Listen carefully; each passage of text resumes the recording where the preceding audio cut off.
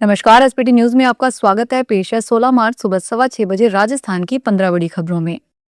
चुनाव आयोग ने रविवार को असम, केरल, पुडुचेरी, तमिलनाडु और पश्चिमी बंगाल के विधानसभा चुनाव का ऐलान कर दिया है। बंगाल में 2 फेज 23 और 29 अप्रैल को वोटिंग होगी।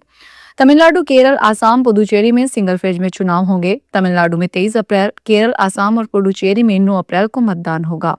पांचों राज्यों का रिजल्ट 4 मई को आएगा। मुख्य चुनाव आयुक्त ज्ञानेश कुमार ने बताया कि 5 राज्यों यूटी में 17 करोड़ 40 लाख मतदाता हैं। यहाँ 824 सीटों पर चुनाव होने हैं। इन राज्यों में रविवार से ही आचार संहिता लागू हो गई है। ग्रेड 3 टीचर भर्ती 2022 में खेल कोटे से नौकरी के लिए 6-6 लाख रुपए देकर फर्जी ताइक्वांडो सर्टिफिकेट बनवाए गए थे। डील करने वाले मास्टरमाइंड विमलेंदु कुमार झा ने स्टाम्प पर लिखकर नहीं पकड़े जाने की गारंटी ली थी। एसओजी ने एक मेल में मिले स्क्रीनशॉट से पूरे खेल का भंडाफोड़ कर दिया। स्क्रीनशॉट में ही उस मर्जी मेल आईडी का हिंट था जिसके जरिए ये पूरा खेल रचा गया था। एसओजी ने उसे डिकोड किया और तह तक पहुंचने के बाद धनबाद के रहने वाले शातिर मास्टरमाइंड को पकड़ लिया। जोधपुर सेंट्रल जेल में इफ्तार पार्टी की फोटो सोशल मीडिया पर वायरल होने के बाद जेल प्रशासन ने बड़ा एक्शन लेते हुए बंदियों के पास से 13 मोबाइल फोन बरामद किए हैं। इस दौरान कार्रवाई से नाराज कुछ बंदियों ने जेल परिसर में हंगामा भी किया और प्रशासनिक कार्रवाई का विरोध जताया। तो मामले की गंभीरता को देखते हुए जेल प्रशासन ने सभी आरोपित बंदियों के खिलाफ कानूनी कार्रवाई शुरू कर दी है। जैसे ये तस्वीर अधिकारियों तक पहुंची, जेल मुख्यालय के निर्देश पर तत्काल छापेमारी शुरू की गई। जानकारी के अनुसार जेल मुख्यालय के निर्देश पर रमजान माह के दौरान जेल में अलग अलग बैरक बनाकर बंदियों को इफ्तार करवाया जा रहा था। राजस्थान दिवस के मौके पर रविवार को राजधानी जयपुर सहित प्रदेश भर में विकसित राजस्थान रन 2026 का आयोजन किया गया। मुख्यमंत्री भजन लाल शर्मा ने हरी झंडी दिखाकर कार्यक्रम की शुरुआत की। इस दौरान बड़ी संख्या में युवाओं, खिलाड़ियों और आम जनता ने भी भाग लिया। इस दौरान मुख्यमंत्री ने युवाओं को संबोधित करते हुए कहा कि पिछले 5 सालों में युवाओं को काफी परेशानियों का सामना करना पड़ा, लेकिन उनकी सरकार ने 2.25 साल में युवाओं के साथ अन्याय करने वालों को जेल भेजने का काम किया। उन्होंने कहा कि भर्ती प्रक्रियाओं को पारदर्शी बनाया गया है। सरकार युवाओं को रोजगार देने के साथ साथ उन्हें रोजगार देने वाला बनाने पर भी जोर दे रही है। राजस्थान में अन्य राज्यों में होने वाली अवैध शराब की तस्करी और बिक्री पर अंकुश लगाने के लिए आबकारी विभाग ने बड़ा अभियान शुरू करने का फैसला किया है। विभाग 16 से 31 मार्च तक प्रदेश भर में विशेष अभियान चलाएगा। इसका उद्देश्य शराब की तस्करी, भंडारण और परिवहन पर सख्त कार्रवाई करना है। आबकारी आयुक्त शिव प्रसाद नकाते की ओर से जारी आदेश में प्रदेश के सभी जोन और जिला स्तरीय अधिकारियों को अभियान के प्रभावी तरीके से लागू करने के निर्देश दिए गए हैं।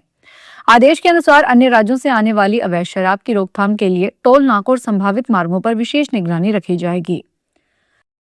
पद्म पुरस्कार 2027 के लिए नॉमिनेशन और सिफारिश की प्रक्रिया रविवार 15 मार्च से शुरू हो गई है।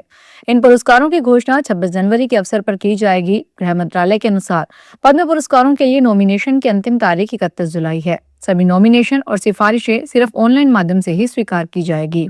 पद्म पुरस्कार भारत के सर्वोच्च नागरिक सम्मानों में शामिल हैं। इसमें पद्म विभूषण, पद्म भूषण और पद्मश्री शामिल है। ये पुरस्कार विभिन्न क्षेत्रों में विशिष्ट और उत्कृष्ट योगदान देने वाले व्यक्तियों को दिए जाते हैं। चूरू में एक महिला साइबर ठगी का शिकार हो गई। एक ठग ने खुद को नायब तहसीलदार बताकर सरकारी योजना के तहत शौचालय के फंड के नाम पर महिला से 1,95,940 रुपए ठग लिए। महिला की शिकायत पर पुलिस ने त्वरित कार्रवाई करते हुए ठगी गई पूरी राशि उसके खाते में वापस जमा करवा दी। रतनगढ़ थानाधिकारी गौरव खिड़िया ने बताया कि राजगढ़ तहसील के गांव सुलखनिया हाल लदासर निवासी एक महिला ने ऑनलाइन शिकायत दर्ज करवाई थी। महिला ने बताया कि उसे एक व्यक्ति का फोन आया जिसने खुद को नायब तहसीलदार बताया। कोटा में पदयात्रा के दौरान रविवार को शिक्षा मंत्री मदन दिलावर के पैर में बबूल का कांटा चुभ गया। सुरक्षा में तैनात पुलिसकर्मी तुरंत उनकी ओर दौड़े, लेकिन मंत्री ने उन्हें रोक दिया, खुद ही अपने पैर से कांटा निकाल लिया। इस दौरान दिलावर ने कहा, राजनीति फूलों की सेज नहीं है। जनसेवा के मार्ग पर जनता अक्सर फूल मालाओं से उनका स्वागत करती है। ऐसे में अगर जनता के लिए चलते हुए पैरों में कांटे भी चुभ जाए तो उसे आशीर्वाद की तरह स्वीकार करना चाहिए। पाली के मंडिया रोड औद्योगिक क्षेत्र में रविवार दोपहर शॉर्ट सर्किट से एक कपड़ा फैक्ट्री में आग लगने से हड़कंप मच गया। आग की चपेट में आने से फैक्ट्री में रखे सैकड़ों कपड़ों के थान जलकर खराब हो गए।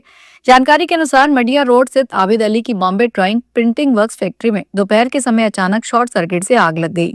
आग लगते ही मजदूरों में अफरा तफरी मच गई और उन्होंने अपने सर पर पानी डालकर आग बुझाने का प्रयास किया। अलवर के राजगढ़ कस्बे में स्टेशन रोड पर रविवार सुबह गैस एजेंसी के बाहर सैकड़ों लोग खाली सिलेंडर लेकर पहुंच गए। आखिर में बताया गया कि रविवार को एजेंसी नहीं खुलेगी, जिसके बाद आम जन को आक्रोश बढ़ गया। बाद में पुलिस ने आकर भीड़ को हटाया। अलवर शहर में पिछले 4 दिनों की तुलना में अब सिलेंडर मिलने लगे हैं। जल्द ही कॉमर्शियल सिलेंडर मिलने की उम्मीद है। यहाँ आए ग्राहकों ने कहा, एक दिन पहले सिलेंडर बुक करवाए गए हैं। एजेंसी के कर्मचारियों ने रविवार को सिलेंडर ले जाने को बोला था, इस कारण सिलेंडर लेने आ गए। अब यहाँ आने पर बताया गया कि एजेंसी बंद रहेगी, रविवार के कारण अवकाश है। राजस्थान के बाड़मेर में एंटी नारकोटिक्स टास्क फोर्स ने ड्रग्स फैक्ट्री पकड़ी है। इसको 5वीं पास आरोपी चला रहा था। इसका छोटा बेटा खुद जोधपुर के नशा मुक्ति केंद्र में इलाज करवा रहा है। एएनटीएफ और धोरी मन्ना पुलिस की संयुक्त टीम ने दबिश देकर फैक्ट्री से 4.5 करोड़ रुपए के केमिकल और उपकरण बरामद किए हैं। फिलहाल अन्य आरोपियों की तलाश की जा रही है। एएनटीएफ के आईजी विकास कुमार ने बताया, सूचना मिली थी कि धोरी मन्ना थाना क्षेत्र में जानियों का मगरा गांव में एक खेत की टापरी में अवैध सिंथेटिक ड्रग बनाने की लैब तैयार की जा रही है। सूचना के आधार पर टीम मौके पर पहुंची।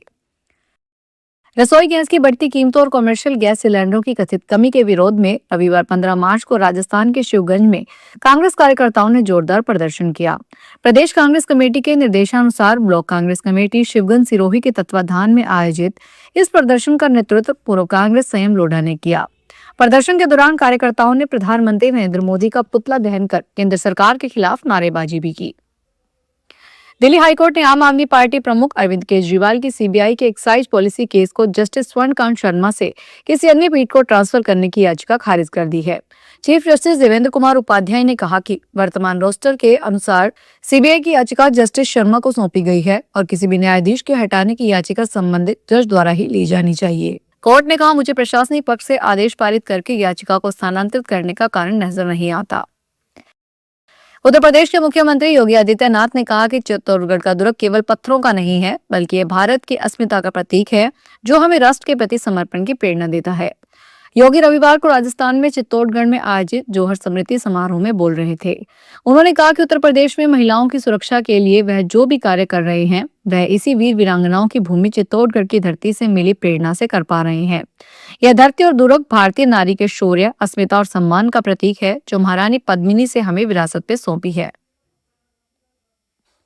भीलवाड़ा में लेपर्ड से बचने के प्रयास में महिला उससे भिड़ गई। करीब 3 मिनट तक दोनों के बीच संघर्ष हुआ। महिला ने उस पर दांती से कई वार किए, लेकिन लेपर्ड डरा नहीं। उसने भी ग्रामीणों के चेहरे और हाथों पर पंजों से कई बार वार किए। महिला के शरीर के दूसरे हिस्सों पर भी दांत गड़ा दिए। महिला की चीख सुनकर मौके पर पहुंचे ग्रामीणों को लेपर्ड से बचाया। घटना गंगापुर के बालाजी नगर में रविवार सुबह 7 बजे की है। महिला ने बताया कि लेपर्ड पर वार करने के बाद भी वो भागा नहीं और मेरा पैर मुंह में दबा लिया। मुझे घसीटने की कोशिश की। इस बीच मैं लगातार चिल्लाती रही। करीब 3 से 4 मिनट तक लेपर्ड के साथ संघर्ष हुआ। तो ये थी राजस्थान की 15 बड़ी खबरें। अगर आपको हमारा बुलेटिन पसंद आया हो तो वीडियो को लाइक करें, अपने दोस्तों से शेयर करें और चैनल को सब्सक्राइब करना ना भूलें। फिर मिलेंगे नई खबरों के साथ। धन्यवाद।